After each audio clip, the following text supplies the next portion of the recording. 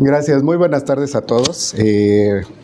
Quiero agradecerles su presencia en esta sesión inaugural del Seminario CONSAR 2026. Estamos muy contentos de poder inaugurar este espacio de reflexión académica, técnica, con uno de los grandes especialistas económicos de nuestro país. Y primero que nada queremos explicar un poco de qué va el Seminario CONSAR. El Seminario CONSAR surge pues de la iniciativa de la Coordinación de Estudios Económicos con el objetivo de fortalecer los vínculos que tiene esta comisión, la Comisión Nacional del Sistema de Ahorro para el Retiro, junto con la academia, con especialistas del sector económico, financiero, laboral y de la seguridad social, para fortalecer los vínculos que tenemos como comisión. Esto es muy importante a partir de que, como ustedes saben, el crecimiento que hemos tenido en los activos en el sistema de ahorro para el retiro a partir de la reforma 2025 ha consolidado al sistema como uno de los baluartes económicos a nivel nacional. En ese sentido, para la CONSAR, estos espacios de diálogo y reflexión son de gran importancia, ya que nos permiten analizar desde una perspectiva técnica y plural los retos y oportunidades de nuestro sistema de ahorro para el retiro. A lo largo del año estaremos desarrollando diversas sesiones con la participación de especialistas, académicos, autoridades y representantes de distintos sectores en las que abordaremos temáticas claves como la movilidad social y su relación con el sistema de pensiones, entre ellas como el salario mínimo y otros temas relevantes para entender el papel de ahorro para el retiro en el bienestar de las y los trabajadores en la economía nacional. Este seminario también busca contribuir a la discusión plural, técnica y basada en evidencia que permita fortalecer el diseño, la operación y la visión de largo plazo del sistema de ahorro para el retiro. En ese sentido, para mí es un gusto iniciar esta sesión inaugural con pues un invitado de lujo. Nos acompaña el doctor Gerardo Esquivel, que si me permiten para presentarlo voy a leer su semblanza. El doctor Gerardo Esquivel Hernández es un reconocido economista mexicano con una destacada trayectoria en los ámbitos académico, público y financiero. El doctor Esquivel es licenciado en Economía por la UNAM, maestro en Economía por el Colegio de México y doctor en Economía por la Universidad de Harvard. Actualmente es profesor en la UNAM y en el Colegio de México y funge como consejero de diversas instituciones. A lo largo de su trayectoria ha trabajado como investigador en el Harvard Institute for International Development y como profesor visitante en la Harris School of Public Policy de la Universidad de Chicago. Su investigación académica se ha centrado en temas de desigualdad, desarrollo y política económica y ha sido consultor de organismos internacionales como el Banco Mundial, el Banco Interamericano de Desarrollo y el Programa de Naciones Unidas para el Desarrollo, distinguiéndose por un enfoque analítico con fuerte orientación al impacto social.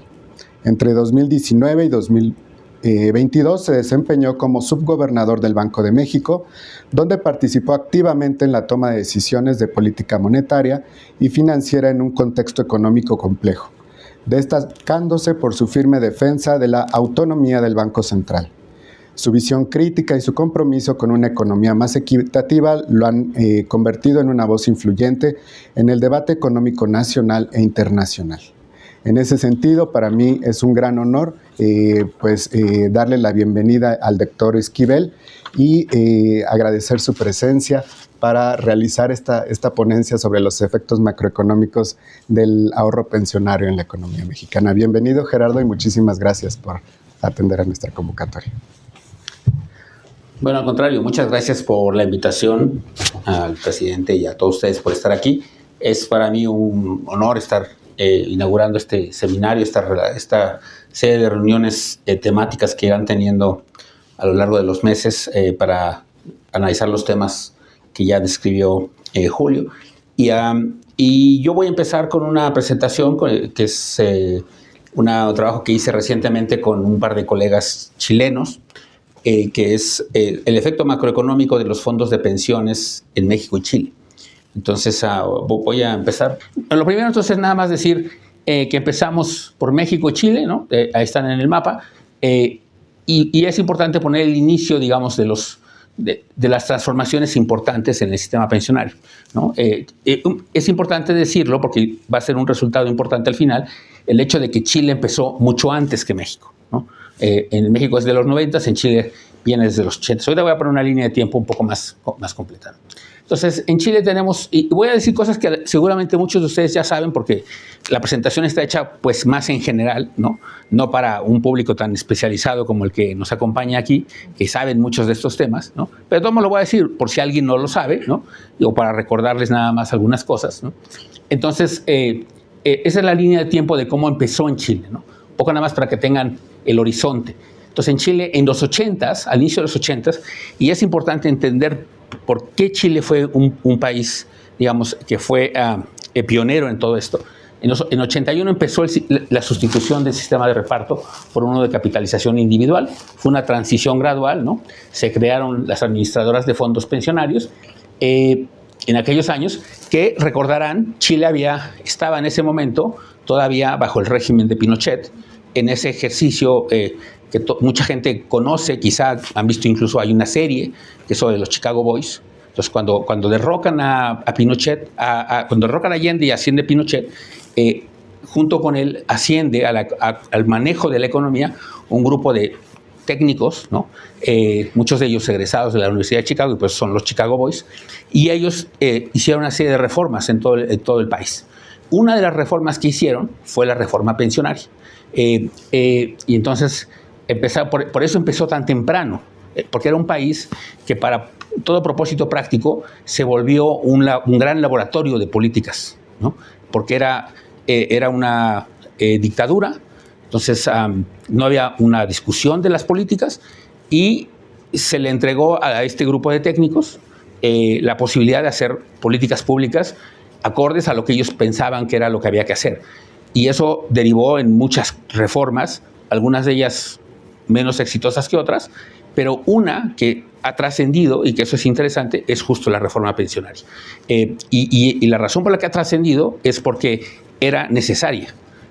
Hicieron muchas otras cosas que han sido discutidas en distintas formas y lugares, porque fueron, pues, como ustedes se podrán imaginar, un bastión de lo que ahora diríamos todos es un bastión neoliberal, de políticas de libre mercado, etc. Entonces, una de esas reformas que ellos hicieron y que podían hacer porque había el contexto político para hacerlo, y fue la reforma pensionaria. Entonces empezaron muy temprano, ¿no? En los 80s, en los 90s diversificaron la inversión, permitieron la incorporación de renta fija extranjera, fondos de inversión, nuevos instrumentos, bonos, derivados, o sea, en lo que podían invertir. En 2002, noten que aquí ya habían transitado a la democracia, ¿no? En Chile ya había un gran debate sobre si la medida era correcta.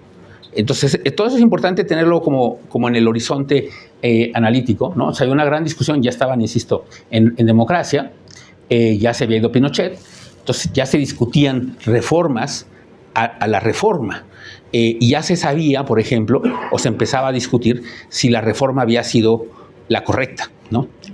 O si había sido más bien una fuente de recursos para un grupo muy pequeño de sectores o de personas o de empresas que se habían beneficiado enormemente con la creación del sistema. Entonces había esa discusión, se creó el sistema multifondos, 5 fondos, de la A a la E, con distinto nivel de riesgo y rentabilidad. Eso es parecido a lo que ahora ya tenemos en México, y ellos lo empezaron a hacer en 2002. En 2008, en un contexto donde ya habían transitado, no solo ya se habían salido de la dictadura, no solo habían ya transitado a la democracia, sino que estaban ya consolidado todo este grupo que en aquel momento era de la socialdemocracia o de centro democrático, ¿no? Si no me equivoco, en 2008 la presidenta era Bachelet, y en ese momento ya está la discusión muy presente que nosotros tuvimos recientemente o estamos teniendo, que es el tema de las tasas de reemplazo. Entonces ya había esa discusión, y por eso surgió el pilar solidario en 2008 en Chile, la pensión básica solidaria, la obligatoriedad gradual de cotización para independientes también ocurrió, ¿no? Que iba a ser un proceso muy largo entre 12, que aún no termina, hasta el 28. En 2017 se autoriza la inversión en infraestructura, en private equity, entre otros.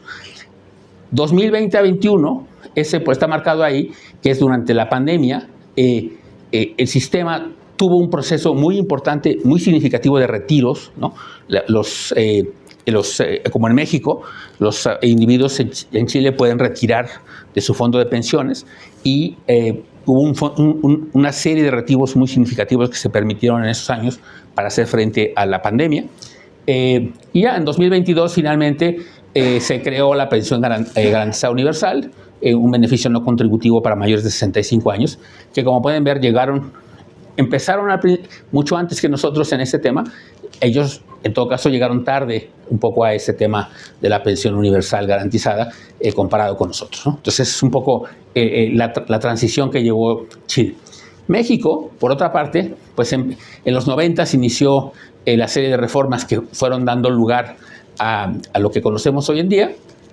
Esta es insisto, una versión muy estilizada, ¿no?, de lo que pasó. Ya ustedes, insisto, ustedes lo saben muy seguramente mejor que yo. Está la reforma del IMSS, la transición del reparto a contribución definida, nacen las AFORES, y desde ese momento hubo una pensión mínima garantizada. En 2002-2006 se permitió la diversificación de inversiones de las AFORES, en que se crearon fondos diferenciados por edad, se transitó hacia el mecanismo de las CIEFORES. En 2007 ocurre la reforma a la otra parte del mercado laboral formal, que es la parte de los trabajadores del Estado, la reforma al ISSSTE. Hubo un régimen de transición con un bono de reconocimiento, solo 14% migró al nuevo sistema. En 2012 hubo el modelo multifondo, las CIFORES por edad, se habilitó la afiliación voluntaria para independientes o informales, la portabilidad. 2019 la transición a fondos generacionales, los recursos se reasignan automáticamente según la edad o el año de nacimiento de los afiliados. En 2020 esta reforma muy importante que implicó el aumento progresivo de los aportes obligatorios, que va a llegar hasta 15%, ¿no? Y luego voy a mostrar una comparación, hasta 15%. La reducción de comisiones de las AFORES, que como ustedes saben, es algo que ha venido ocurriendo como resultado de la presión que fue también ejercitando el presidente López Obrador, que estaba muy convencido de que había que moverse en esa dirección y que consideraba que las comisiones eran altas. Se estableció un mecanismo que ustedes, insisto, seguro lo conocen mejor que yo, que ha llevado a la reducción de las comisiones. Y luego ya en 2024, y hacia el final de la administración del presidente López Obrador, se creó este nuevo Fondo de Pensiones para el Bienestar, con el objetivo de complementar las pensiones para personas de cierto nivel de ingresos en adelante. Entonces, este es un poco un resumen muy esquemático, la línea de tiempo de lo que estamos hablando entre Chile y México, ¿no? Entonces, está el inicio de la reforma, teníamos esquemas de reparto en los dos países, teníamos una contribución definida con cuentas individuales, ahora tenemos una contribución definida con cuentas individuales. En Chile tienen el pilar solidario estatal, nosotros tenemos complementos solidarios, la pensión mínima garantizada, el programa de adultos mayores y el fondo de pensiones para el bienestar. Es la parte de las pensiones no contributivas, ¿no? Tenemos estos dos esquemas, ¿no?, contributivas y no contributivas, como lo saben. Los fondos, ¿no?, los fondos de A a la E con nivel de riesgo, o las CIFORES en México, y están los niveles de aportes obligatorios, que todavía ahí dice hasta 2020 era 6.5% del salario para los trabajadores del sector privado, 11.3% para los trabajadores del Estado, y con la reforma es un aumento que va a llegar hasta el 15%, ¿no? Entonces, esta es un poco la situación de las reformas. Aquí está, ese quedó al revés. El origen del problema, un poco nada más. Entonces, todas estas reformas tienen un origen, o sea, hay una causa por la que tuvimos que hacer esta reforma, ¿no? Que eso es lo que no mucha gente siempre tiene claro, es que esta es una cosa que no fue, ya les dije en qué contexto ocurrió en Chile, pero nosotros en México lo tomamos mucho después, como ya les comenté, pero todos los países teníamos un problema común, que viene asociado a esto, ¿no? A los cambios demográficos, resultado de la transición demográfico y epidemiológica, ¿no? Entonces, aquí pueden ver que el origen del problema de por qué teníamos que llevar a cabo estas reformas que llevó en su momento Chile y llevó en su momento México, está aquí representado, ¿no? Teníamos el tema, pueden ver cómo la esperanza de vida, y se detiene en 95 acá porque no está tan actualizada, porque lo que quiero mostrar es cuando se hizo el cambio, cuando se hizo la reforma, ¿no? Entonces, vean cómo la esperanza de vida al nacer venía creciendo, ¿no? En los 70s, la esperanza de vida al nacer era 60 años, en 95 era 72, hoy en día es incluso más alta que eso, pero entonces somos mucho más longevos de lo que éramos, ¿no? Y luego tenemos que la esperanza, la tasa de mortalidad empezó a disminuir, empezamos a morir, digamos, más lentamente, la población en general, y la tasa de fecundidad, que era, que pues es la tasa a la que se va teniendo la nueva generación, empezó a caer, como se puede ver ahí en los cuadros, la línea con cuadros, cómo fue cayendo entre 70 y 95 de manera importante, y eso ha seguido cayendo, ¿no? Recientemente, por cierto, en Twitter vi una gráfica de las cohortes de mujeres, del número de hijos por mujer por generación, y cómo ha seguido cayendo dramáticamente, ¿no? Y de hecho se estima que pronto vamos a estar por debajo de la línea de reemplazo. Entonces eso pasó, 70-95. Otra forma de ver esto mismo, ya representado en el mercado laboral o en la población adulta, es la razón de dependencia adulta, que es la gráfica del lado derecho muestra en las barras azules los millones de personas entre 15 y 64 años, es decir, la gente que está trabajando o que podría en principio trabajar, 15 a 64. Las barras naranjas, que son chiquitas, es 65 o más, y la línea negra es la razón de dependencia adulta. La razón de dependencia adulta es el cociente de las barras naranjas a las barras azules. Entonces, quizá no se vea muy obvio, ¿no? Por las magnitudes en los niveles, parecería que las dos crecen y que crece más rápido el azul, pero en realidad, si ustedes lo ven con cuidado, crece más rápido la barra naranja, porque vean que la barra naranja pasó de 3.6, ¿no? A 14.1, o sea, se cuadruplicó o se va a cuadruplicar en esos años, porque está hasta 2030, mientras que la barra azul apenas se duplicó. Entonces, el cociente, ¿no? De eso, que es la razón de dependencia adulta, por eso se duplicó, pasó de 7.3 a 15.4, que es el porcentaje, digamos, de adultos mayores a personas, digamos, en edad de trabajar. Entonces, ese es el origen del problema, ¿no? Es un origen demográfico, es una tendencia inexorable, casi que podríamos decir, y que eso implica que pues, no podíamos seguir con el mismo esquema, porque el esquema anterior, que era un esquema de beneficio definido, pues implicaba que la gente de abajo financiara a la gente de mayor edad, y eso, esta pirámide que todo el mundo aprendió en la primaria o así, la pirámide demográfica, pues sabe que es cómo está engordando, cómo se está haciendo distinta, y entonces eso hace que sea cada vez más difícil que los de abajo financien a los de arriba. Entonces, o la parte media financia a los de arriba por esta razón. Entonces, ese es el origen del problema, ¿no? Por eso es que todos los países tuvimos que pasar de alguna manera por esto. Chile empezó en los 80s, México en los 90s. Entonces, estaba yo aquí en esto. La comparación del esquema del IMSS antes y después de la reforma, pues ya seguramente la conocen, ¿no? Pasamos de la ley de 73 a la ley de 97, de beneficio definido a contribución definida. Ahí están las contribuciones, 6.5%, tanto el trabajador, tanto el patrón. Quizá hayan escuchado los anuncios que ahora está haciendo el sector privado, que me parecen de hecho bien, que digan, pues, qué porcentaje de lo que se contribuye a eso viene de parte del empleador, que es un porcentaje el más importante, al menos hasta ese punto, y la contribución del Estado, ¿no? Que hay una pensión mínima, ¿no? Pensión mínima garantizada de un salario mínimo mensual, con un requisito de número de semanas, y esa es un poco la comparación de los trabajadores del sector privado, ¿no? De los trabajadores del Estado, ¿no? Pues es parecido las modificaciones o los cambios de un régimen al otro. Recuerden que el régimen ocurrió más tarde en el caso de los trabajadores del ISSSTE, fue primero en el caso de los trabajadores del sector privado o del IMSS, y están lo que decía el incentivo al cambio fue el bono de reconocimiento, y la portabilidad al IMSS, ¿no? Con una decisión de cambio de esquema que había que pudieron hacer los trabajadores en su momento.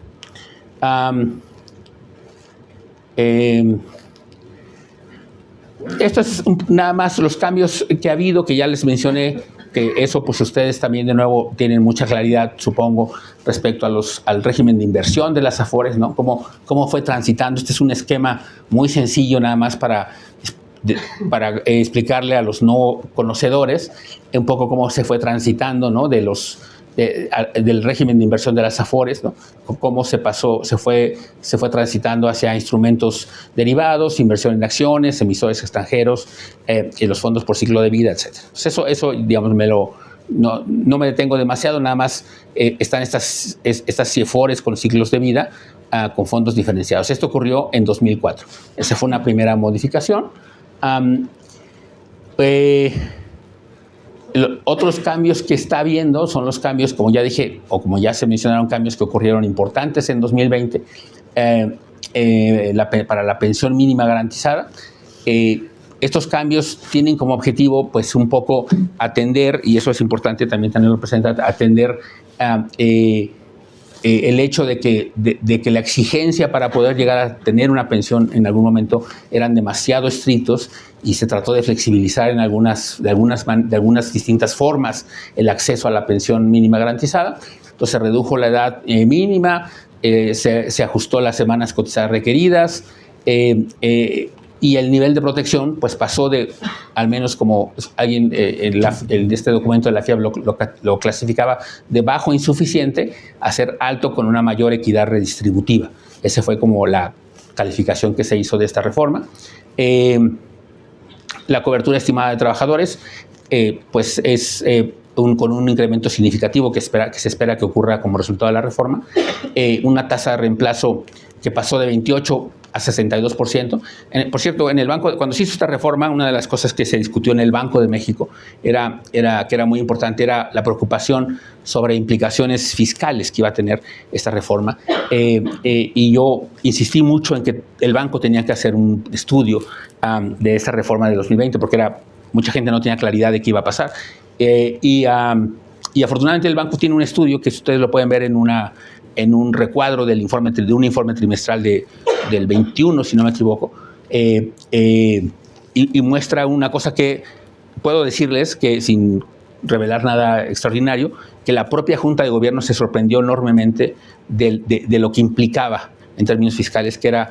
Todo el mundo pensaba que podía ser muy costosa, y resultó que no, que de hecho iba a haber años en los que nos íbamos a ahorrar dinero, ¿no? Entonces, fue una reforma muy interesante, insuficientemente analizada y, en mi opinión, todavía insuficientemente valorada. Entonces, estos cambió el número de semanas cotizadas requeridas, la comisión promedio de la Afore ya disminuyó, como ya lo dijimos. Y aquí nada más vale la pena todavía decir, ¿no? En esta comparación, esta es una comparación, pues, que se hizo con datos en el 2020, es decir, previo a la reforma, un poco nada más para que vean dónde quedamos, ¿no? Como resultado de la reforma. Estábamos con una cotización de 6.5, y vean cómo comparado con otros países, pues, en dónde estamos, ¿no? O dónde vamos a quedar. Canadá tiene 10%, Chile 10%, Australia 9.5%. Todos estos países los vamos a superar, ¿no? Corea del Sur 9%. Vamos a acercarnos mucho al promedio de la OECD, que es 18.2. Vamos a estar por encima de Estados Unidos. Vamos a estar aún muy lejos, obviamente, todavía de algunos países como el Reino Unido, 25.8, España 28.3, Alemania 18.6, Japón 18.3, pero noten que ya la reforma, pues, nos pone en una posición mucho más competitiva, digamos, en el sentido de que eso va a permitir que las tasas de reemplazo o con lo que se jubilen las personas sea más alto que de lo que solía ser, que era una preocupación social que había, que, insisto, se fue atendiendo paulatinamente en los países, sobre todo en Chile. En Chile se atendió después de una serie de movilizaciones, porque en Chile, que empezó antes, pues Chile empezó a tener los problemas sociales muy rápido, porque cuando la gente se empezó a jubilar y a ver que su pensión era implicaba una tasa de reemplazo muy baja, empezaron los problemas sociales.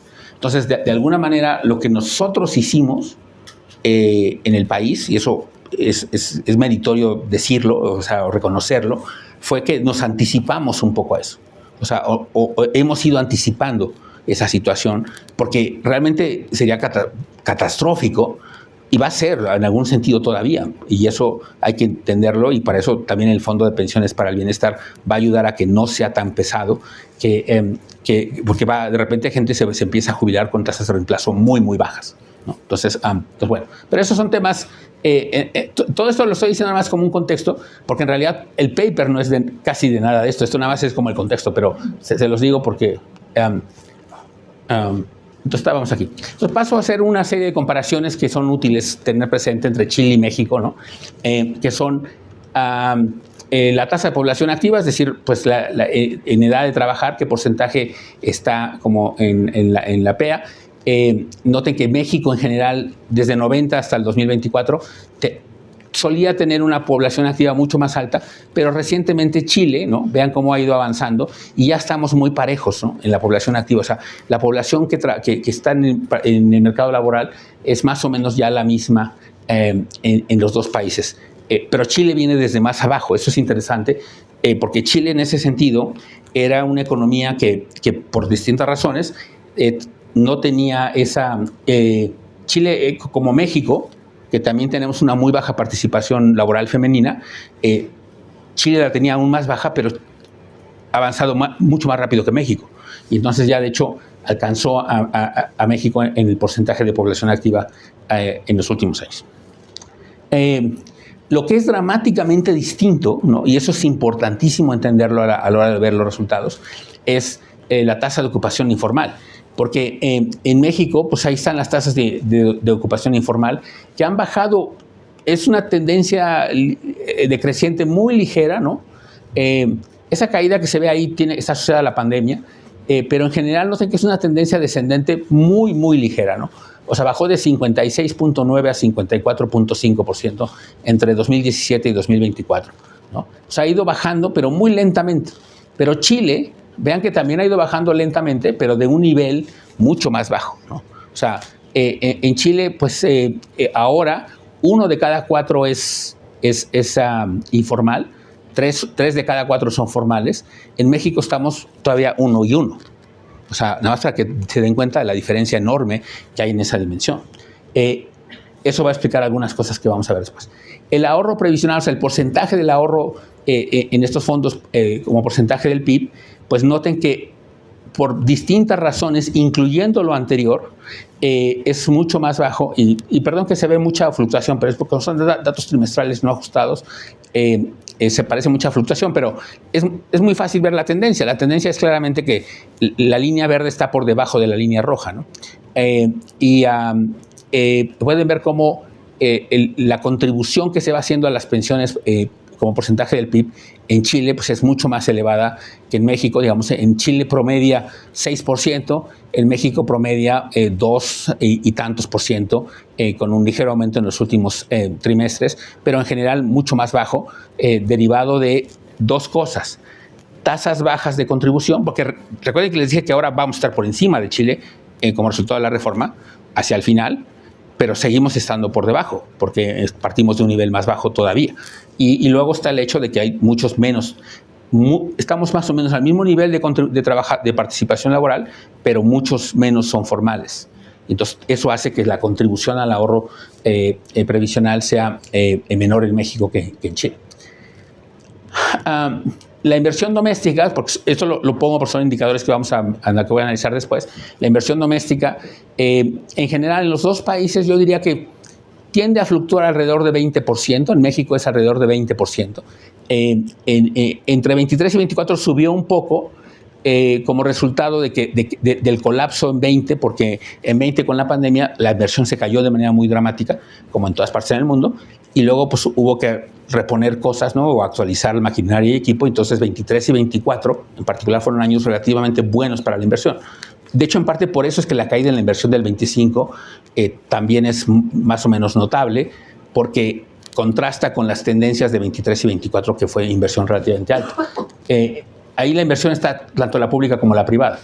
Entonces, vean que la verde entonces es más o menos 20%, pero vean que Chile, que fluctúa mucho, porque es un indicador que fluctúa mucho, fluctúa con el ciclo, fluctúa o en anticipación incluso del ciclo. En Chile, pues podemos ver que las tasas de inversión son un poco más, sobre todo recientemente, son más altas que en México. Y eso va a tener que ver un poco con los resultados que vamos a mencionar más adelante. Entonces, esto es la inversión doméstica. Y es otra diferencia importante, ¿no? Como les decía antes, Chile, que pasó por una serie de reformas de los Chicago Boys en aquellos años, y que fue teniendo una gestión económica a lo largo de los años, incluso después de la transición a la democracia, mucho más estable. Noten que Chile, en el componente de ahorro del gobierno, Pues ustedes recordarán, si los que son economistas de sus clases de macro, que el ahorro total es la suma de ahorro privado del gobierno y del sector externo. El ahorro del gobierno, que es esto, ¿no? Se puede ver como México tiene un ahorro del gobierno deficitario, que quiere decir que el Estado mexicano suele tener un déficit público, como se puede ver ahí, mientras que en el caso de Chile el ahorro ha sido superavitario, ¿no? Entonces, con fluctuaciones, pero quitando eso en promedio, ha sido superavitario. Entonces, esa es una diferencia también importante de lo que pasa a nivel macroeconómico entre México y Chile. Los activos de los fondos de pensiones, ¿no? Pueden ver cuando empezó en Chile, ¿no? Pues vean que como empezó, por eso las líneas empiezan en momentos distintos, porque las reformas, por eso empecé diciendo eso, las reformas empezaron en distintos momentos. Entonces, vean cómo se fue acumulando los activos de los fondos de pensiones como porcentaje del PIB. Empezaron pues empiezan de cero, ¿no? Al cabo de unos pocos años ya había llegado casi 40% en los 90s, cuando México empieza. Noten que Chile ya tiene activos de fondos de pensiones de casi 40% del PIB, 38% del PIB, y eso ha seguido creciendo. Llegó a estar 82% del PIB, ¿no? Que es un monto pues, realmente importante. Noten la caída, que son estos retiros que les mencioné antes, ¿no? Que con la pandemia se les permitió a los chilenos retirar, y hubo retiros masivos de los chilenos que tomaron la decisión de decir, pues, si nos dan chance ahorita y dado el contexto, pues lo retiramos. O sea, sirvió como un buffer ante la crisis, ¿no? Y la gente retiró masivamente. Pueden ver la caída muy importante que ocurrió en esos años, y por eso es que en la línea de tiempo se tiene que mencionar que ocurrió eso, ¿no? Pero aún así, con toda esa caída, está en 60% del PIB. Nosotros, que empezamos en 97, pues vean cómo fuimos avanzando paulatinamente, y ahorita en el 24, es el último dato que teníamos aquí, es 20% del PIB, ¿no? Entonces, noten que, digamos, incluso comparado con, si comparábamos el ritmo o la velocidad con la que subió en Chile, pues veamos que nosotros estamos subiendo, pero más lentamente. Y subimos más lentamente por lo que ya describí, por la informalidad, por la baja tasa de pensión, etc. Entonces, eso hace que subamos más lentamente, y aún así, pues ya tenemos en ese momento 20% del PIB. La reforma que se ha realizado, pues nos va a llevar a ¿cuánto? A 40%, ¿no? Más o menos del PIB. Entonces, eventualmente, pero por lo pronto tenemos ya un buen 20%. Ahora, como les decía, una pregunta que ha ocurrido en la economía es, y eso, más allá de que fuera necesario, ¿qué impactos ha tenido? ¿No? Y los impactos se pueden analizar desde muchas perspectivas. Pero una cosa que ha llamado la atención, especialmente en Chile, que es, porque les digo, es importante entender el contexto de Chile, que es una gran discusión sobre si lo que se estaba haciendo estaba bien, porque había mucha duda por haber sido una reforma de la dictadura, ¿no? Entonces eso generaba mucha desconfianza para mucha gente. Entonces sí se planteaba la necesidad de hacer como una evaluación de eso para ver si se quedaba, se ajustaba, se modificaba o se revertía de plano. Mucha gente cree que se debe revertir. En México hay gente que cree que se debe revertir, ¿no? Entonces, hubo esta discusión, y en Chile sí que ha habido estudios sobre el impacto del ahorro previsional en Chile. Los 3 estudios más importantes, antes del de Larraín y González, que son los coautores de este estudio, estaban estos otros 2 estudios. Hay muchas otras cosas, pero estos son los 2 más comúnmente citados en la literatura en Chile, ¿no? El de Corbo y Schmidt-Hebel, porque Corbo y Schmidt-Hebel, Corbo es, pues no sé si ustedes los conozcan a los economistas chilenos. Yo por distintas razones he trabajado mucho con economistas chilenos, y Vittorio Corbo es como el santón de los economistas chilenos, ¿no? Es como el gran economista chileno de muchos años. Es un economista, fue presidente del Banco. Es como Agustín Carsten, digamos, por decirlo de alguna manera, para muchos chilenos, ¿no? Que es economistas chilenos, que es como fue presidente del Banco Central, egresado de MIT, en fin, muy reconocido en la literatura nacional e internacional. Y Schmidt-Hebel, Klaus Schmidt-Hebel también es un economista chileno muy reconocido, un macroeconomista. Fue director en el Banco Mundial del área de crecimiento. Fue mi jefe en algún momento, Klaus. Y los 2 son economistas chilenos. Hicieron el primer estudio en el 2003 del impacto del ahorro en Chile, ¿no? Sus resultados son estos, ¿no? ellos analizaron del 81 al 2001, ¿no? Pasaron 20 años para poder hacer ese estudio, o sea, para que pudieran hacer como la evaluación de lo que había pasado en esos. No es que ellos se tardaron 20 años, sino que evaluaron 20 años hacia atrás, y lo que encontraron fue que la tasa de inversión había aumentado en 1.2% del PIB, o sea, un aumento modesto, digamos, pero un impacto al fin. El empleo total creció entre 1.3 y 3.7%, y el PIB, que habría crecido entre un 2 y un 9.8%. Ellos decían que entre 2 y 9.8% del nivel del PIB se debía a la reforma, ¿no? Es un poco, fue como hicieron su análisis. Luego en 2013, o sea, 10 años después, otro economista muy reconocido, Fuentes, hizo otro estudio, ya en 10 años después, insisto, ya tenía 30 años de datos, y él se enfocó en el PIB y en la inversión.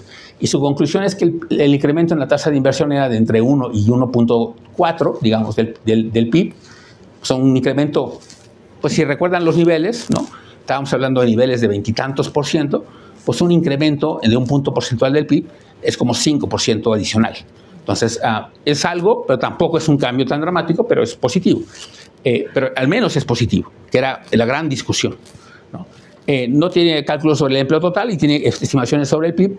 Ellos calculaban que sobre el PIB era entre 8.6 y 14.4% del PIB, del crecimiento del PIB se podía atribuir al ahorro previsional. Y luego Felipe, Hermann y Belmar, en 2024, o sea, noten que son casi una década después, ya tienen 40 años de datos, ¿no? Y hacen la evaluación. Y la evaluación que ellos concluyen es un tercio del crecimiento de la inversión como porcentaje del PIB se explica por el ahorro previsional. O sea, si subió, digamos, entre el principio de la reforma y el fin de la reforma, la inversión que creció como 6 puntos del PIB, pues, y un tercio de eso es atribuible al PIB, pues es un buen entre 1 y 2 puntos del PIB, que es muy en línea con lo que habían encontrado Corbo, Smith-Hebel y Fuentes. Empleo total, concluían que un 2.6% del crecimiento de la población ocupada se explicaba por los fondos de pensiones. Eso, Chile es una economía mucho más pequeña que México, implicaba 90,000 empleos, se podían atribuir al ahorro previsional. Y en el caso del PIB, que 7% del crecimiento anual del PIB son explicados por los fondos de pensiones. No que el PIB crezca 7%, sino que del crecimiento del PIB, 7% es explicado por el ahorro previsional.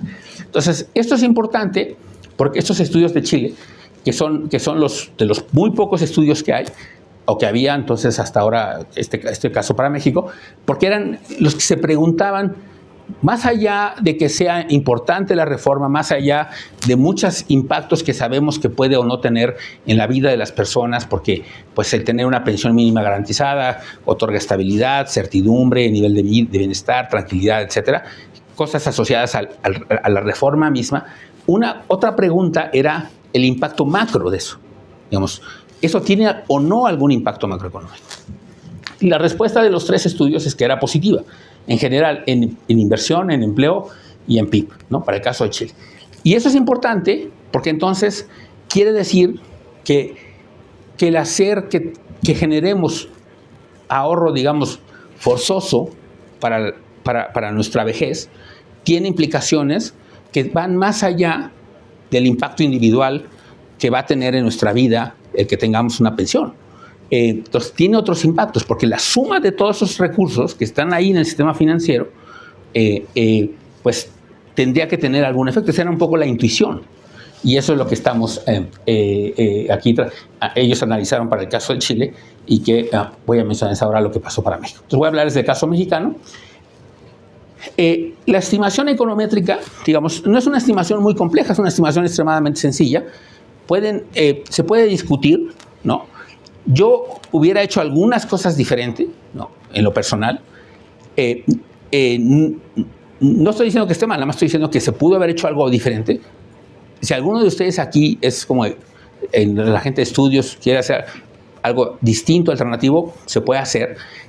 Aquí es importante nada más decir que lo que se hizo es lo que se había hecho para Chile, por razones de comparabilidad, ¿no? O sea, lo que nos importaba mucho era, porque esa fue la petición de quien nos pidió el estudio, era que pudiéramos ver si vamos en la misma línea que un país como Chile, si está teniendo efectos positivos o no, y la comparación para poder tener una idea de qué se puede esperar también hacia adelante con las reformas.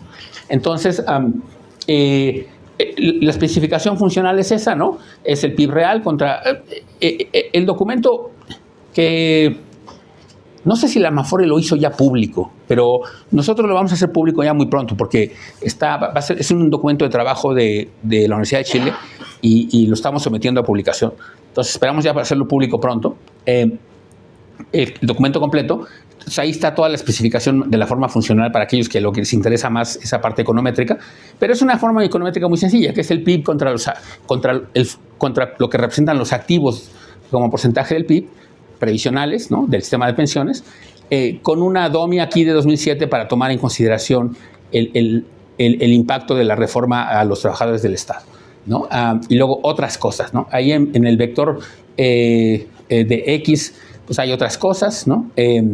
Términos de intercambio, arancel implícito, gasto público, etc. Hay una serie de efectos fijos por años atípicos, ¿no? El COVID, etc. El más importante, y sí está aquí en la fórmula, es el de la DOMI de 2007 por la reforma adicional. Recuerden que estamos haciendo cuando empieza la reforma, pero en medio hubo una reforma adicional para los otros trabajadores. Entonces, incluyendo eso, entonces de ahí vamos a sacar el impacto sobre el PIB, el impacto sobre los trabajadores, ¿no? Entonces, es una ecuación, digamos, muy sencilla también, de trabajadores, en este caso formales, contra el PIB. Como son logaritmos, nos va a permitir sacar el beta 1, es la elasticidad de empleo a PIB, de empleo formal a PIB, y luego corregimos por otros factores que tienen que ver con el mercado laboral, siguiendo la metodología de Martínez. Es una estimación también muy estándar. Aquí el impacto, ustedes se preguntarán, bueno, pero aquí ¿dónde está el impacto de los activos previsionales? Bueno, aquí no se ve directamente porque el impacto sobre el empleo es indirecto, ¿no? En la ecuación anterior calculamos el impacto que tiene sobre el PIB y como aquí calculamos la elasticidad PIB a empleo, pues nos permite sacar indirectamente el efecto que va a tener los activos previsionales sobre el empleo. Entonces, por eso aquí no está eso como tal. Entonces, bueno, hay detalles econométricos. Y para la inversión, tenemos esta forma funcional, donde pues aquí de nuevo lo importante es alfa 1 más alfa 2, que es el impacto del ahorro previsional total, más el impacto que pudo haber tenido a partir de la reforma de 2007, ¿no? Más otras cosas, ¿no?, que aquí ya se discuten, hay pruebas, etc. Aquí nada más un poco se los digo, para cuando alguien quiera hacer algo parecido, que ojalá alguien haga, porque hace falta más estudios sobre esto, hay dos temas, ¿no? Uno es un tema econométrico y un tema contable casi o macro, que es el dilema que hay para hacer lo que estamos haciendo, o la dificultad, es el tema muy sabido de flujos y acervos, ¿no? Entonces, hay cosas que están en flujos y cosas que están en acervos. Y entonces aquí lo que queremos medir es el impacto de un acervo, que son el ahorro previsional como porcentaje del PIB, sobre flujos, sobre el PIB, sobre la creación de empleo o sobre el empleo total, que sería el acervo, sobre la inversión, que es un flujo. Entonces, ahí tienen que tomar en consideración que eso establece una cierta dificultad de exactamente de cuál es la mejor forma funcional para capturar lo que queremos capturar. Entonces, es una primera cosa. Luego, econométricamente hay otro problema. Hay un problema distinto, que es todas estas series, nosotros lo hicimos aquí con econometría la más simple de todas, la econometría 101, básicamente. O sea, estos son ecuación lineal múltiple, una regresión lineal múltiple. No hay gran ciencia. Y alguien puede decir, bueno, pero eso es antediluviano, eso porque... Bueno, esas series tienen... son series de tiempo, tienen tendencias.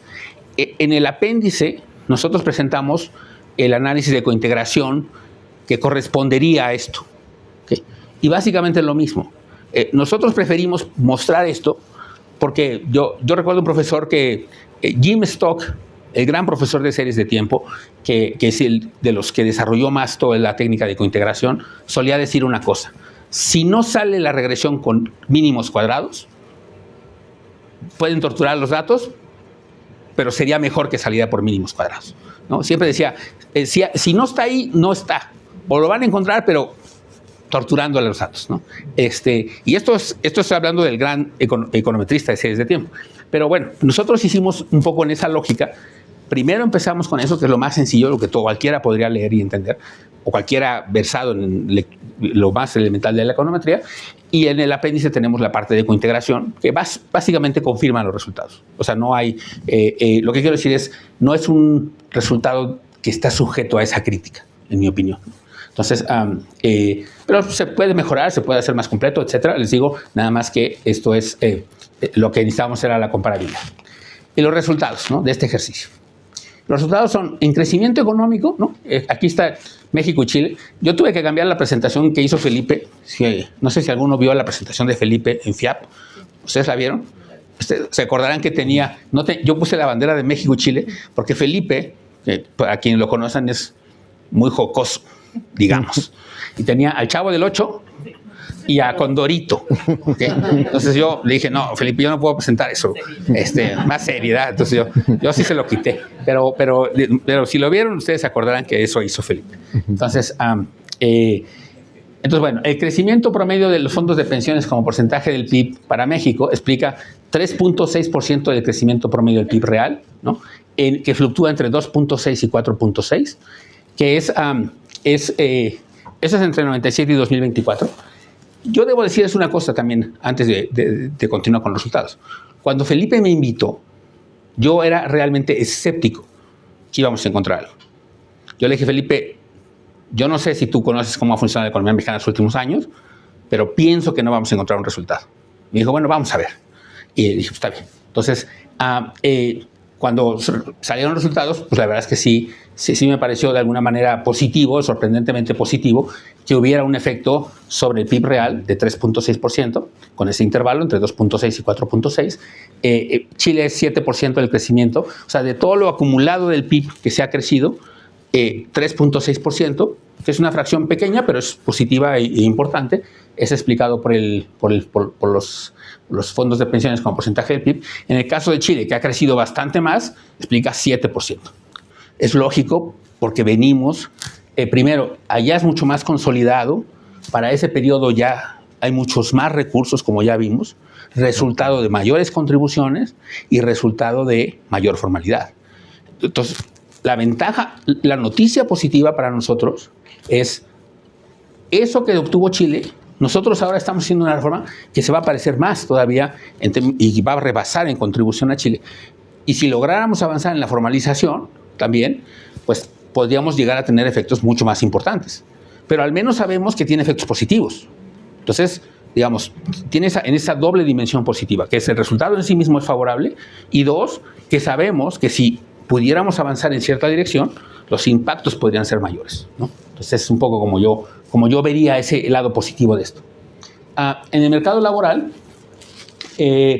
pues de nuevo pasó que en México el impacto es menor, es 1.3% del crecimiento de los puestos de trabajo formales registrados en el IMSS, que eso equivale a 160,000 empleos, que para un país del tamaño de México pues puede parecer poco, pero de nuevo es positivo, ¿no? Sumado es ya el doble de lo que pasó en Chile. Claro que Chile es mucho más pequeño, pero de nuevo es lógico que el impacto sea, noten que es la mitad el impacto en México del impacto en Chile, derivado de todo lo que ya hemos dicho antes, ¿no? Es mucho más maduro en Chile, son mucho más las contribuciones, la tasa es más alta, la formalidad es más alta. Es lógico que el impacto sea mayor, ¿okay? Porque el volumen es mayor. Y en ahorro nacional, la inversión doméstica, aquí es interesante porque aquí pasó, fíjense lo que hay, es de 4.2 puntos porcentuales que ha crecido la inversión doméstica como porcentaje del PIB entre 3 y 24, 2.7 puntos porcentuales son explicados por el ahorro previsional. O sea, 2/3 partes del aumento en la tasa de inversión son explicados por los ahorros previsionales. En Chile, ha subido 3.6 puntos porcentuales en ese periodo, que es la gráfica que ya les mostré. De eso solo 1/3 parte es explicada por el ahorro previsional. O sea, es decir, a pesar de que tienen mucho más recursos en sus fondos de pensiones, el impacto para la inversión ha sido más alto en México. Y ustedes se preguntarán, ¿por qué? Bueno, porque como ya vimos, en México eran más necesarios el ahorro, porque el sector público, por ejemplo, no está contribuyendo como sí contribuye en Chile al ahorro. ¿no? Por ejemplo. Entonces, justo por eso, en un país como el nuestro, los fondos de pensiones se vuelven más importantes para financiar la inversión. Y eso un poco, justo lo platicaba con Julio en la comida, decía, la reforma y lo que va a ser la disponibilidad de fondos que va a estar generando en los próximos años para inversión en proyectos, lo que va a notarse de aquí en adelante es, o lo que vamos a necesitar, contrario a lo que sufren muchas economías emergentes y la historia de los que estudiamos, digamos, los países de América Latina en los 80s y 90s, que sufríamos por falta de desarrollo, había toda una discusión sobre el financiamiento del desarrollo. Nosotros no vamos a tener ese problema. Nosotros vamos a tener el problema de si tenemos o no proyectos productivos suficientes para usar los recursos que estamos generando. Entonces eso va a ser un cambio muy importante hacia adelante, y aquí se ve cómo para México se volvió más importante la existencia de este fondo previsional que para una economía como Chile. Entonces, ese fue el resultado para la inversión. Entonces, en resumen, digamos, en crecimiento e inversión fue más importante para Chile. En crecimiento y empleo, perdón, fue más importante para Chile. En inversión fue más importante para México. Ese fue el resultado de nuestro ejercicio. Es un resultado muy simple, si lo quieren ver, pero yo creo muy poderoso para explicar y entender la importancia de los fondos de pensiones. Y eso, pues supongo que para gente como ustedes, que trabajan en la CONSAR o que están relacionadas con la CONSAR, puede ser interesante saber que el impacto económico trasciende lo individual, lo meramente asociado a la pensión, lo meramente asociado al bienestar de los individuos que van a recibir su pensión en el futuro, sino que tiene además de todo eso un impacto macroeconómico, que es esto que ya describimos. Y ya nada más esto es la explicación de por qué, ya lo dije, ¿no? Mayor maduración del sistema en Chile, mayor informalidad en México versus Chile, y que los fondos pues ya son mucho más elevados en Chile que en México, y por lo tanto es lógico parte de lo que encontramos, pero es interesante en la otra parte del resultado, en lo que beneficia a México, porque habla de que estamos resolviendo una carencia que tenemos específicamente en México, que es la del ahorro.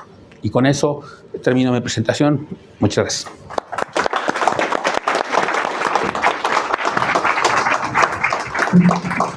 Muchísimas gracias, Gerardo. La verdad es que este paper es una contribución relevante porque de alguna manera valida lo que en espíritu la Ley de los Sistemas de Ahorro para el Retiro, en su artículo 33, señala que el sistema de pensiones, si bien tiene como función principal servir como mecanismo de financiamiento para las pensiones de los trabajadores, también tiene la función de contribuir al desarrollo económico nacional, al desarrollo regional y a la construcción de infraestructura y vivienda. Interesante ver los resultados, como pues si bien hay diferencias estructurales entre las economías de México, de alguna manera se replican. Y también la conclusión respecto a inversión, muy interesante. Yo quizá ahí me permitiría agregar que quizá la diferencia en el impacto en la inversión entre México y Chile también radica en que los límites de inversión en cuanto a inversión extranjera en Chile y en México son bastante diferentes, ¿no? Mientras que en algunas CIEFORES o fondos chilenos hay límite de inversión extranjera hasta del 80%. En México tenemos pues una clara predilección por la inversión nacional, que está limitada al 20%, ¿no? En ese sentido, pues la verdad es que ha sido una ponencia muy buena, y si nos permiten, nos gustaría invitar al público, a los compañeros funcionarios de la CONSAR, agradecer también la presencia del maestro Héctor Santana Suárez, titular de la Unidad de Seguros y Pensiones, que nos acompaña aquí en la sala, por si alguno tiene alguna pregunta, algún comentario que quisieran hacer a la presentación del doctor Esquivel. La dama primero. Sí. Muchísimas gracias. Bueno, un comentario ya me lo acaba de ganar mi jefe, pero lo voy a repetir ahorita. Muy interesante el estudio, la verdad es que para nosotros pues nos da mucha luz, ¿no? También de todo lo que hemos venido trabajando en temas del régimen de inversión, porque precisamente cuando yo vi en Chile, en el seminario de la presentación que hizo Felipe Larraín, y cuando vi los resultados para la parte del impacto que tiene la inversión doméstica, pues indudablemente pensé en que efectivamente lo que impacta para ese tipo de resultados pues es el régimen de inversión que nosotros tenemos establecido, ¿no? Como ya lo mencionaba el maestro Julio, tenemos más acotada la participación en valores extranjeros y eso pues finalmente se refleja también en cómo trae beneficios hacia la inversión doméstica, ¿no? Y creo que también parte de este estudio se puede complementar precisamente con cómo se ven los regímenes de inversiones de los distintos países, ¿no? Algo que también fue un ejercicio que hicimos el año pasado. México pertenece a una asociación donde además de estar Chile, está Colombia, Perú, República Dominicana, Panamá, y lo que hicimos el año pasado fue un estudio comparativo de las carteras, cómo están invirtiendo los fondos de pensiones en cada uno de estos países, y ahí nos dimos cuenta de pues, particularidades, ¿no? Que tiene cada país en sus límites de inversión, y creo que se puede complementar muy bien después, ¿no? Hacer este tipo de estudios no solo para Chile, México, sino para los otros países que pertenecen a esta asociación, considerando cómo están los límites del régimen de inversión. Otra cosa que también me llamó mucho la atención, no sé si nos podemos regresar a la lámina de cuando veíamos el impacto que tenían la anterior, esa, justo.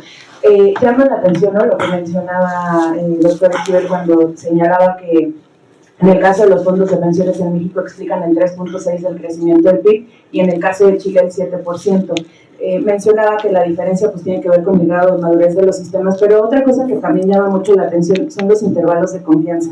Yo creo que eso es algo muy positivo para el caso de México, porque quiere decir que es un sistema de pensiones que está muchísimo más robusto y más sólido, porque el intervalo de confianza es más reducido, versus en el caso de Chile, que el intervalo de confianza es más alto. Y ahí lo que más amplio, y ahí lo que podemos decir un poco es el impacto que tuvieron los altos retiros que hicieron en Chile, ¿no? En la época de la pandemia, que hizo que tuvieran tanto una disminución en los activos como pues ese impacto positivo hacia el crecimiento del PIB, ¿no? Entonces, bueno, pues esos eran mis comentarios y nuevamente muchísimas gracias.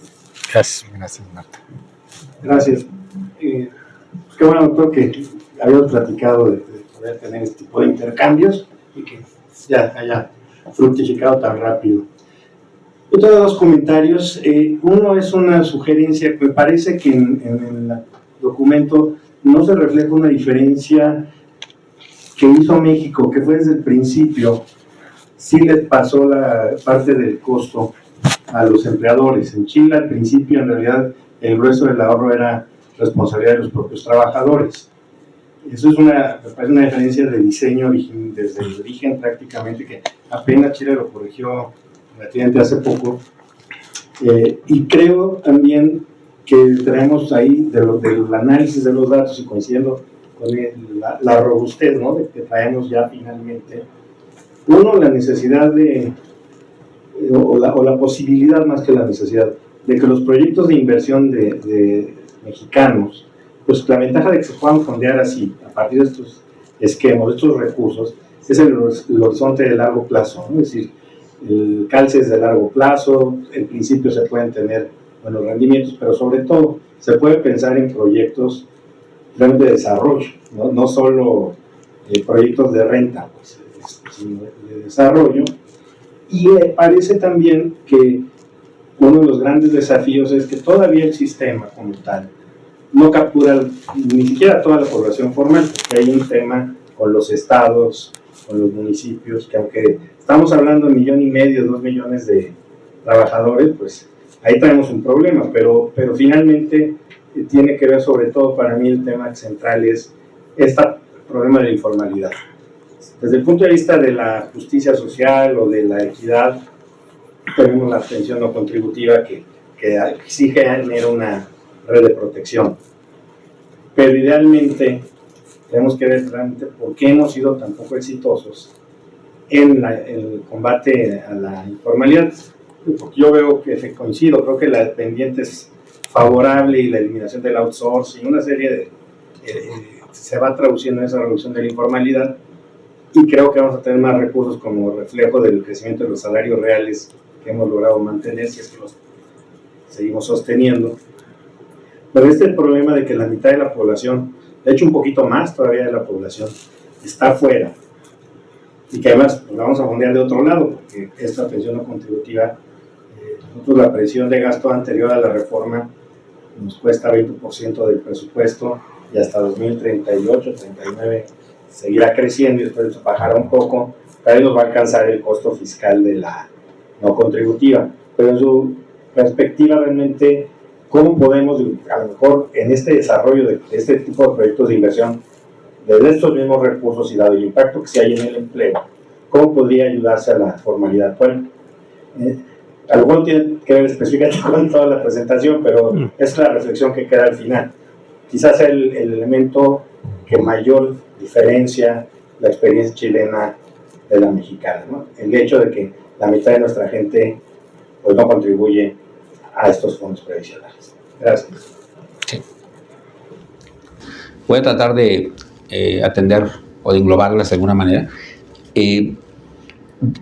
Primero, es cierto que el tema de la robustez del resultado es importante y tiene que ver efectivamente, creo yo, con la variabilidad que se ha observado en Chile, derivado de esta flexibilidad que han tenido y el uso que le han dado a los fondos, y que eso, pues, como se vio en la gráfica, es una caída importante en un momento particularmente histórico, que fue la pandemia. Pero sí, en efecto, el crecimiento, el impacto es positivo en el país, derivado que, si recuerdan la gráfica, cómo estaba, mucho más estable para México, creciendo, digamos, en una velocidad de crucero positiva importante. Sin muchos, aunque también tenemos retiros, y ocurren obviamente más en periodos de ciclo económico bajo, pues nunca han tenido las fluctuaciones que han tenido en Chile, ¿no? Por razones de diseño también. En fin, esa es una, y creo que en ese sentido es positivo el resultado para México, la robustez del punto, porque si uno ve, pues parecería casi que en la parte baja del umbral de la estimación de Chile es casi, se cruzan de hecho en algún momento. Entonces, pero la estimación puntual pues sigue siendo mayor para Chile, pero es cierto que, considerando la variabilidad, pudieran incluso cruzarse. Pero bueno, el otro tema que es crucial, pues, es el tema de la formalidad, y aquí sí es muy difícil qué hacer, ¿no? Es una preocupación de todo el mundo, ¿no? Justo el lunes pasado también hubo un foro que organizó el Consejo Mexicano de Negocios para discutir el tema de la formalidad, ¿no? Entenderla, cómo la medimos, si está bien medida, si se puede hacer algo. La conclusión es que es extremadamente complejo todo el tema de la formalidad, ¿no? Lo único que sí, digamos, lo que sí se percibió en ese foro, por cierto, yo no estuve, pero ya vi todas las presentaciones, es lo que yo percibo del tema de la formalidad o la informalidad, es que sigue habiendo dos visiones sobre la informalidad, ¿no? Aquella que la ve como la causa de los problemas y aquella que la ve como la consecuencia de los problemas. Es decir, hay quien piensa que la informalidad, dado que además suelen ser menos productivos porque tienen menos capital, bla, bla, bla, es la causante del bajo crecimiento. Por decirlo en pocas palabras, es la versión que ha popularizado de alguna manera Santiago Levy en sus múltiples estudios, que un poco manda ese mensaje, si no explícito, implícito. La idea de que la informalidad es una decisión en la que las empresas buscan no crecer, por ejemplo, para evadir el pago de impuestos, ¿no? Por ejemplo, una presentación del Recico, que no sé ustedes cómo funcionan, pero funciona, hay un umbral a partir del cual el pago del ISR brinca de 1.5 a 30%, entonces dice, pues es que nadie quiere pasar, una vez que estás en el Recico nadie quiere brincar. Sí, excepto que el umbral es 3.5 millones de pesos al año. Yo no sé cuántos trabajadores informales tienen que tomar esa decisión de si brincan o no brincan. Yo creo que muy pocos, ¿no? Esa es mi opinión, pero hay gente que piensa que ese es el problema. Bueno, pero es que les digo, es la concepción de que piensan que los informales están en la informalidad pues para no pagar impuestos, para no... Está la otra visión, que es un poco la que yo comparto más de la informalidad, que es la informalidad es un poco la consecuencia de bajo... obviamente se retroalimentan, ¿no? Tampoco no quiero minimizar parte de los argumentos del otro lado, pero yo creo que lo que predomina en la informalidad es la consecuencia del bajo crecimiento, de las bajas oportunidades de empleo formal para mucha gente, y entonces mucha gente opta por la informalidad porque no encuentra trabajo en la formalidad y entonces es una salida, ¿no? En una economía como la... Y por eso también, por cierto, yo he abogado enormemente por la creación de un seguro de desempleo, porque en una economía como la nuestra, en la que no hay seguro de desempleo, pues si te pierdes tu trabajo formal, no tienes otra opción más que trabajar en la informalidad, porque tienes que sobrevivir. Entonces, si tuviéramos un seguro de desempleo, pues podría haber una especie de transición y la gente podría buscar sin necesidad de transitar inmediatamente a la informalidad. Entonces, esa es mi opinión sobre el tema un poco sobre eso, pero es un reto que hacer. Y yo creo que el reto pues, pasa por crecer, sobre todo más rápido de lo que estamos haciendo, porque cuando crecemos generamos empleo formal. Eso sí es muy procíclico. Entonces, ahí creo que necesitamos crecer. El año pasado, por ejemplo, 25, que ya sabemos que vamos a crecer 0.4 o 0.5 por debajo del crecimiento de la población. También sabemos que la generación de empleos formales, pues ya se sabe, fueron 275,000 empleos formales el año pasado, 200,000 son de las plataformas, o sea, no son empleos nuevos, entonces solo tenemos 70,000 empleos nuevos en un país donde tenemos cerca de 700, 800,000 personas entrando al mercado laboral cada año. Entonces, todas esas personas que no encontraron un empleo formal, pues se fueron a la informalidad.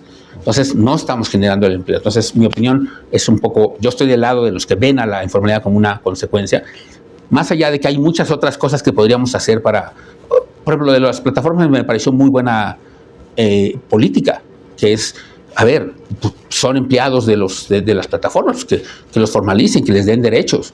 Eso me parece muy bien y sobre eso creo que hay otras oportunidades. Una segunda oportunidad, por cierto, para que podría reducir la informalidad, es si tuviéramos una mayor flexibilidad para la jornada laboral. Ahora que estamos discutiendo el tema de la jornada laboral, etcétera, pues muchas personas que están en la informalidad son, por ejemplo, mujeres que necesitan tener un ingreso adicional, pero que necesitan también flexibilidad, porque, como se sabe, la carga de cuidados cae en las mujeres. Entonces, muchas veces por esa razón necesitan flexibilidad para ir por los hijos, para atender al enfermo de la casa, a un adulto mayor, etc. Entonces, una jornada laboral un poco más flexible que la que tenemos ayudaría. Entonces, eso es una discusión que debemos tener, ¿no? Porque eso, si se aceptara que alguien que trabaja 4 horas al día es un empleado formal, bajo ciertos criterios, tendríamos muchos más trabajadores formales de los que hoy tenemos. Entonces, en fin, hay cosas en esa dirección que se pueden hacer para poder avanzar y podemos aprender de países como Chile, justamente, que ha hecho Chile, que siendo un país, ahora ya es un país más rico que nosotros, pero mucho tiempo fuimos muy similares.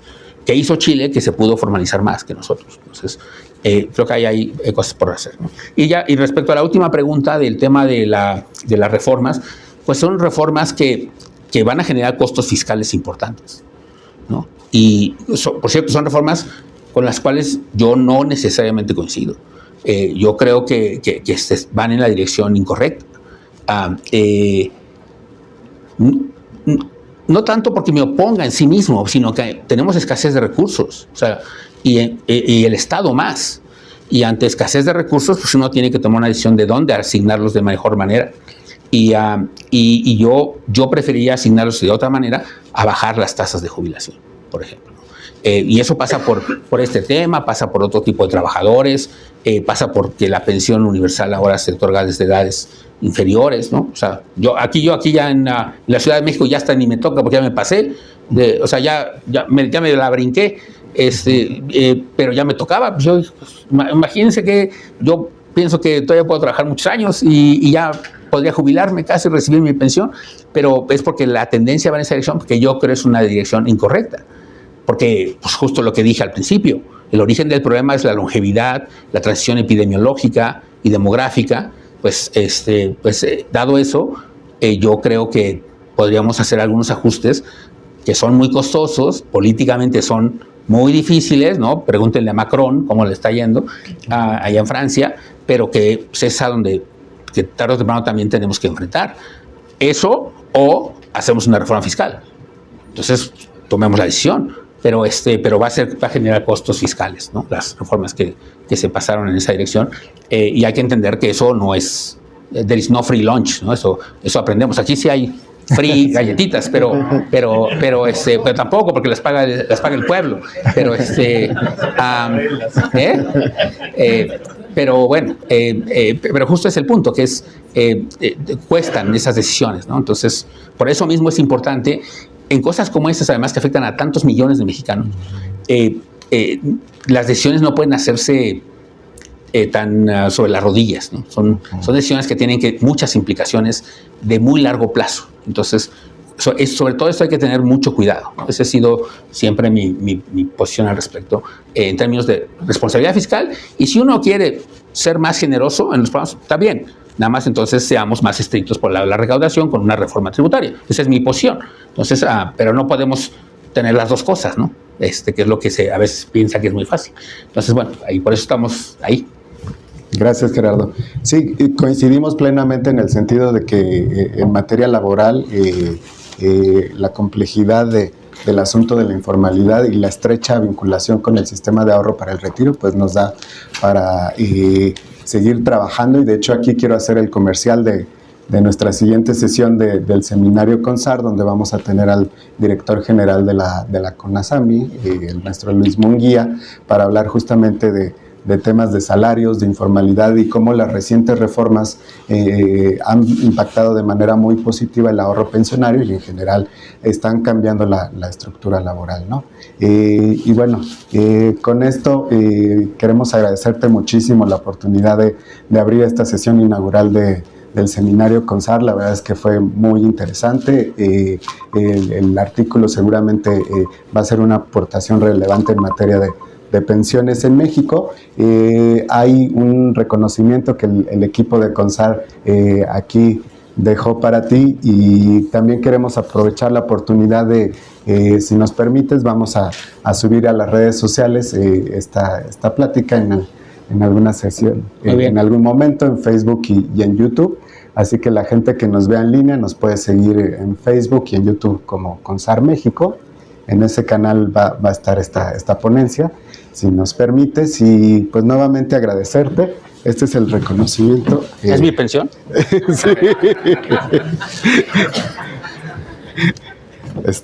Muy bien. Bueno, hubiera sido Gracias. bueno tener su pensión de una vez. su estado de cuenta individual. Muchísimas gracias. Muchas gracias a todos. Gracias. Gracias.